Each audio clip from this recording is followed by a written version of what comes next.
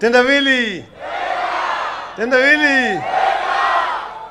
Wewe bwana Raila Odinga ulikuwa unatuambia vitendawili nyingi sana. Ukasema kuna kitu inakaa kama nyoka na si nyoka. Hii kitu inaenda huku haijulikani inakoenda. Hiyo kitu inaitwa nini? Wewe ndio makwili. Ambie bwana Raila, you are testing the intelligence of Kenyans. Na Wakenya wameanza kuchoka. Sababu wewe uliweka sahihi mkataba na bwana Ruto mbele ya Wakenya KICC. Mkataba ilikuwa ya watu wawili, Raila na Ruto. ODM tuliamua kwamba sisi tutakuwa na uhusiano. Lakini kukuwa na uhusiano sio kusema ya kwamba sisi yote tumeingia kwa serikali. Na bado unataka tuamini hauko kwa serikali bwana Raila?